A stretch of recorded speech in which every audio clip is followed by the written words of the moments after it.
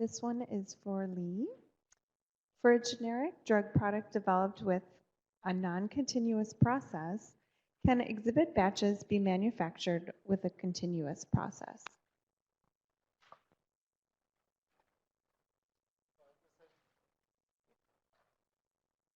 I understand the question correctly. Can the CB batch manufactured by continuous manufacturing? Is that the question? I believe so, yes. Yes. All right, one of those great brief questions. All right, and we have people up at the microphones. Let's start with microphone number 1, nice and close for me. Thank you so much for our panelists for the great talks. My name is Renee Huang, and I'm an interpreter specializing in pharma and legal fields.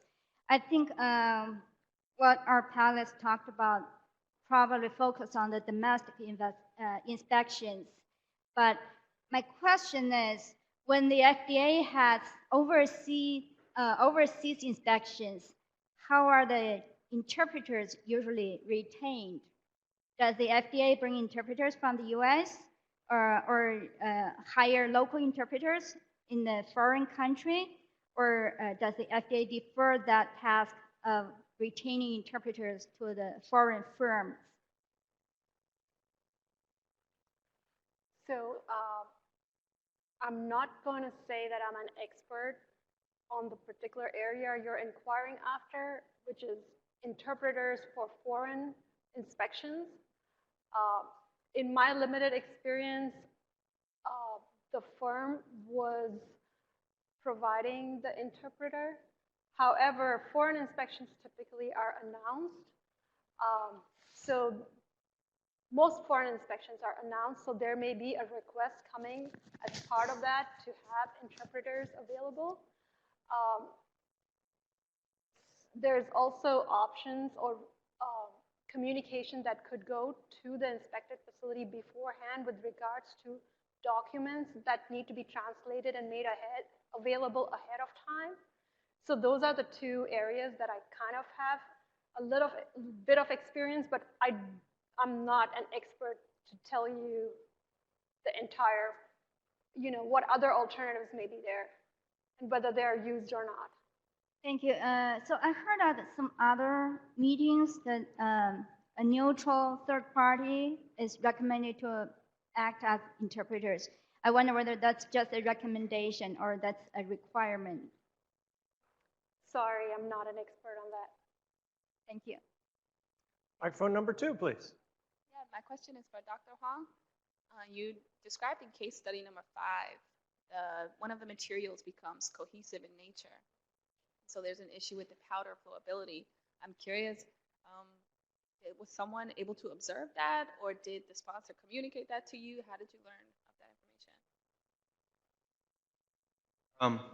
The question is, in case study number 5, the material is cohesive. How does FDA know that information? Is that the question? Yeah, the powder flowability issues during the manufacturing process. At what point did OPF get involved to learn that, or was it something that the sponsor communicated? Okay, the applicant submit those informations in their application, both in the drug substance section and in the pharmaceutical development report. They submit those informations about flowability and property of the drug substance. That's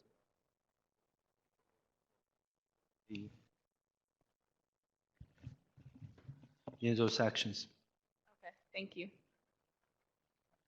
All right, let's take an online question, please. Okay.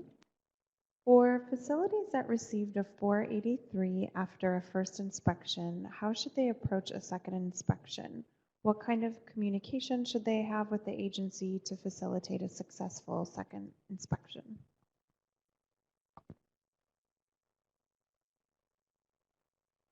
So, Oh, she can use, yeah.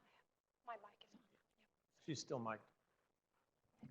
So if as a result of the first FDA inspection, the firm has received 483s,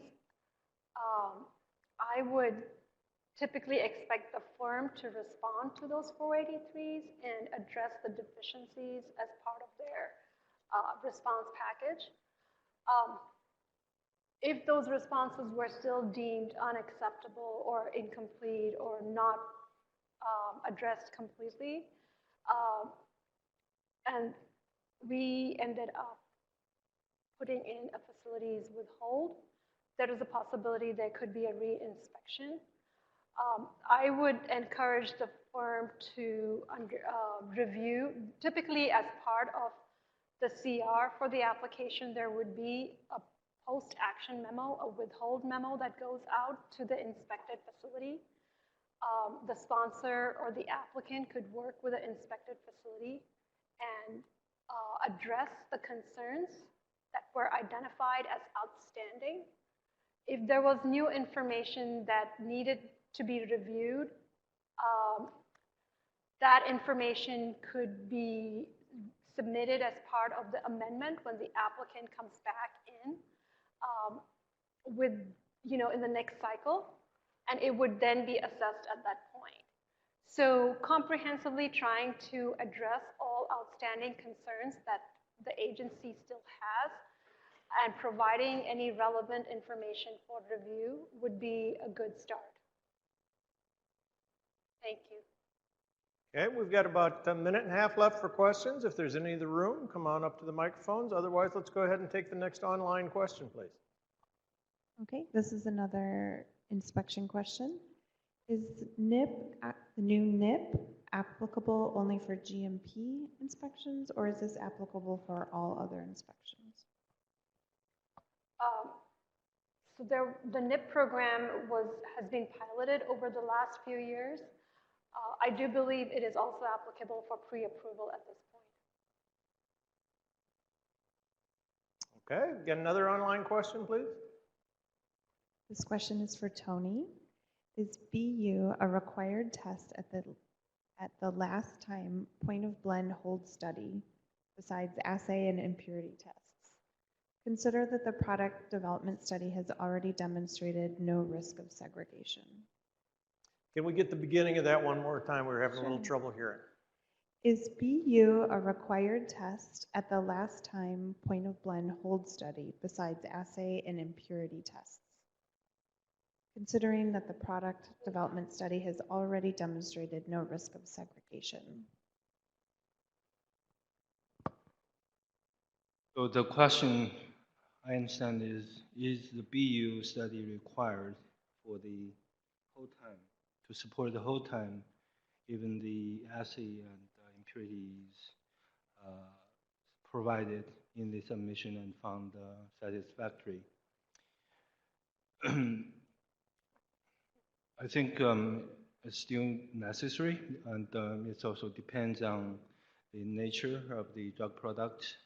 Some drug products, they do have the tendency to segregate, especially for when the API is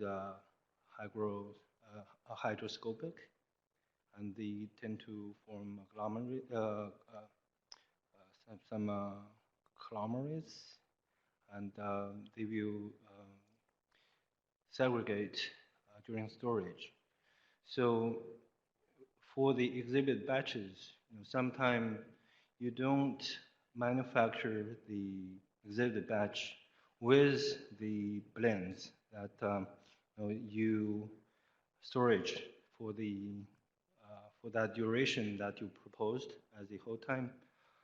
For example, if you propose a whole time as 30 days or 60 days, but when you manufacture the registration batches, you use the materials storage for only maybe 1 day or 2 days, so that in this case, your exhibit batch data doesn't support the whole time study.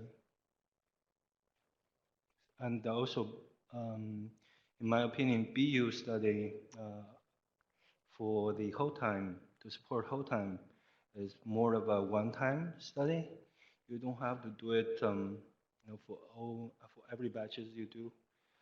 So I don't think that would be such a burden for the firms, and also we encourage people, the firms to do it for the commercial scale batches rather than the small batch. If you have a scale up proposal, because BU is scale dependent. Okay, and that is all the time we have left for questions. Please help me thank our panel for coming and sharing their wisdom.